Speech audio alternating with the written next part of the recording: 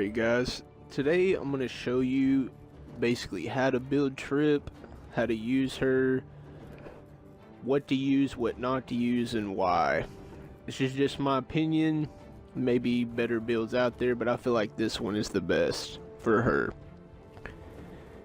So first off, I'm just going to show y'all a cool little trick if you ever need to practice on a stationary target, because I know those dinosaurs over there, they move around a lot, they don't have a lot of health. You can do this right here if you ever need to practice. Summon that young Cyclops, and whenever you see him do this roll move, try to dash backwards beyond these rocks. Accidentally attacked right there. He'll do a bunch of moves to you, but whenever you see the roll, just dash backwards and get him beyond these rocks. He'll come out, and then when he gets out there, he just stays there. He won't move. He won't attack you. Alright guys, I'm going to explain to you guys how crit hit chance and critical hits work in this game. So basically, every character in the game's crit hit chance starts at 0. Now, there's certain characters that attack faster than other ones. Say Tripp versus the guy that heals that throws the potions on the ground. He doesn't throw basic attacks as fast as Tripp can basic attack. So basically what the game does is every single time you hit a basic attack, it's going to give you crit hit chance. And since Tripp can attack faster than the healer can, she's going to get lower percentage of crit hit chance per basic attack. Like, she'll get roughly 2 to 4% chance every basic she hits, while the healer will get 10 to 12 every basic he hits, because he basics a lot slower than Tripp. So basically, the more you're basicking, and the more often you're basicking, you're going to build your crit hit chance. For instance, you see a few basics, you see the white numbers, that's not a crit. Now build up my crit hit chance a little bit, now you're going to start to see yellow. It's basically the more you're basic attacking, the higher your crit hit chance goes. Like right now my crit hit chance was way up, as you saw I hit like 7 in a row right there. But if you don't use basic attacks for at least 2.5 seconds, your crit hit chance is going to whittle down. So basically, it's the more you're in there, the higher your crit. Alright, now I'm going to show you guys the build I think you should be running on her, just for her combos and just best DPS and flat damage. Starting off with right trigger, you're going to want the stun and the flat damage out of an invis. And then also the bleed. Just the more damage, the better. The other two just aren't as good. You're not going to be killing people out of invis with this move to refresh it. And it's only 3 seconds. It's not that big of a deal. It's definitely more damage and attack out of invis there. For the flash dance, you're going to want the stealth. You proc it on him, it stuns him. That's going to let you hit the free melee out of stealth for that flat damage and possible bleed. So definitely run that there. You could run the slow here, but I like the more flat damage. The slow is really good though. You could do either one, but the flat damage, I just find it better and more useful. So proc into the X there. And then out of her ult, definitely the more damage. You could run the A version. After a kill, you get more damage, but it doesn't last very long. The other one, if you use your focus at all, you have 10% damage, and I'll show you guys how that works later. The electric slide, like I said, the other one can hit multiple enemies, but it's just, you don't get the stun you do off the other one for your combos, so definitely run the crit chance, or the crit no matter what on the electric slide, you get the stun. And I like the deflect here. I've used it a couple times, it's letting me get in. I felt like I was going to get hit by stuff. The launch is also really good too for a little bit of extra stun, but I like the deflect to get in.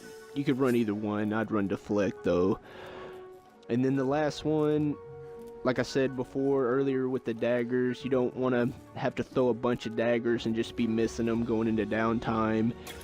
You want the one where you just throw one dagger, then you can rip it off of them for a big chunk of damage, kind of like the melee out of invis. And the slow's really good here too. You can run either one. I like the cracked armor. because it basically gives you 50% crit hit damage just automatically without even being able to crit when you crack the armor. So okay guys, if you did the build I just gave you, I'm going to show you how to combo with the character. I'm showing you the build right now if you need to look over it, memorize where everything's at. Okay, the first thing you're going to want to start off with, almost always, is the electric slide hit. You have all your cooldowns up. As you can see, it does a flat amount of damage and also puts off a stun. That stun off that electric slide hit's going to allow you to get an invis stun out, as you'll see here. Invis stuns and it gives a flat amount of damage. Now since you're invis, you can do the right trigger attack out of invis, which gives you another stun and another flat amount of damage. Here, I'll show you guys the right trigger attack out of the invis one more time. It's the little white arrow that you see. You got a pretty long time to get it out too, so there's the stun, the flat damage. Now you got right trigger. It's going to give you more stun and more flat damage. And then out of that stun, the right trigger, you're going to throw them a dagger on them, because it's going to be a free dagger. You can see it's going to mark them, cause them to bleed, then you rip it off. When you rip it off, it's going to do more flat amount of damage, and then their armor is going to be cracked. So that's going to make your basic attacks do even more, and it's going to make the bleed do more. I'm pretty sure. So combining all those together, you're going to want to go slide kick, stun, into invis, stun, into right trigger, stun, into the mark, and to rip it off. There's the stun, right trigger, and rip it off. Here, I'll do it slow one more time so you guys can see the exact order and see how long each stun is, so you can see exactly what you need to do with your combo. Let the invis come back. Stun off slide, stun off invis, stun off right trigger, then dagger him while he's stunned off right trigger, and rip it off. It's going to do massive amounts of damage, and here's what it'll look like if you do everything super fast. How you're supposed to do it. Keep in mind,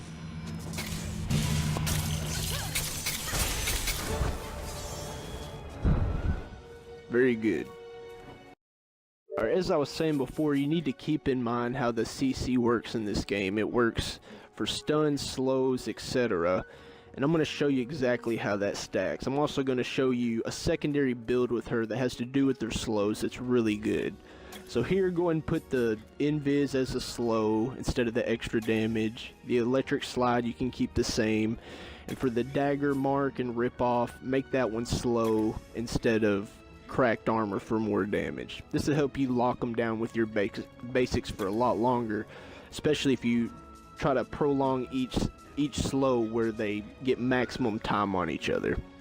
Now you'll notice here both slows are 3 seconds. I'll put the first one on them and you'll see it'll pulse 3 or 4 times, 3 seconds either way. Then the marked one pulses 4, but it's still 3 seconds. Now how the stacking works on this is, if I was to do one slow and then the other as fast as I possibly could, it wouldn't just put the entire slow to 6 seconds because they're both 3 seconds apiece. If I did it as fast as it possibly could, even though they're 3 seconds apiece, it would still only be like 3 or 4 seconds because I do them as fast as possible. So a way to keep the slows and the stuns going is to wait till the slow or the stun is about to run out completely, then stack the next one on them to make the slower stun obviously last longer. As you can see, I do that here. See, it pulses like 6 times total. So I got about the full 6 seconds, 3 seconds a piece on there because I prolonged the 2 slows between each other instead of doing them rapidly. But now I'm going to show you a combo with this slow build. It's the same thing as before, your electric slide into your flash dance stun, except that flash dance stun is going to be slowing them. And then you do the right trigger attack out of invis to get that flat damage, then throw the mark and rip it off. But then the mark's gonna also apply slow. Here, I'll try to do it again so you can see me prolong the slows to make them be slow as long as I possibly can. Electric slide, flash dance, it's slowed and stunned. I got the poke, and then I put the mark and ripped it off. See, he pulsed about 6 times worth of slow there because I prolonged each slow between each other, but still did the full combo. It's a really good build for her for C.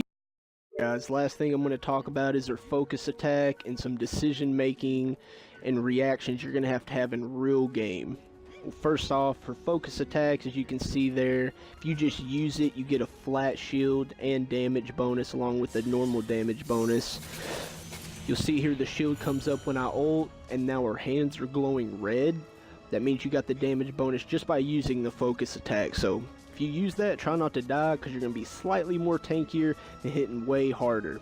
Not to mention her ult does do more damage when you hit them from behind with it. Well, that's pretty much it with her ult, honestly. The next thing I'm going to tell you about is just reactions in game. Like everything I've been teaching you guys has basically been off her full combo, and if you have all your cooldowns up. Well, that's not always going to be the case, especially if you use your full combo on somebody. You're not going to have any abilities to use. All you're going to have is basic attacks. So what you're going to have to do is improvise during the fight. For instance, I'll use the full combo here. Everything's going to go on cooldown. I can hit with basics. I can chase with basics. Now I'm waiting on stuff. Say I'm still chasing with basics. Okay, my daggers came up. I could throw a dagger on them now and then rip it off again. Okay, electric slide came back up. Now I can use electric slide if I want. Daggers are back up. I can throw it on them, rip it off again. Invis is back up. What I'm saying is you just have to improvise mid-fight, and that'll just be something you learn over time just by playing the game. Like, maybe you see you're getting too low in health, and one of your cooldowns, like Invis or something's coming back up. Use Invis to get out of there or something. You know, it'd just be decision-making that you guys have to wing, basically. And you'll learn way more and be way more comfortable with it as you learn and play the game more. But that's about it, you guys. I hope you guys enjoyed this Tripp tutorial. If you like it, share, leave a like, subscribe, whatever you want to do. If not, it's okay. I appreciate you guys. Just making videos here on Gigantic, trying to help out the community a little bit more. If you want to see something, learn a different tutorial on another character, just let me know down in the comments. I'd be glad to help out. I had a YouTube a long time ago, but it got lost, so I just made a new one here recently to get some of these Gigantic vids out. But anyways, guys, thanks again, and I appreciate you watching.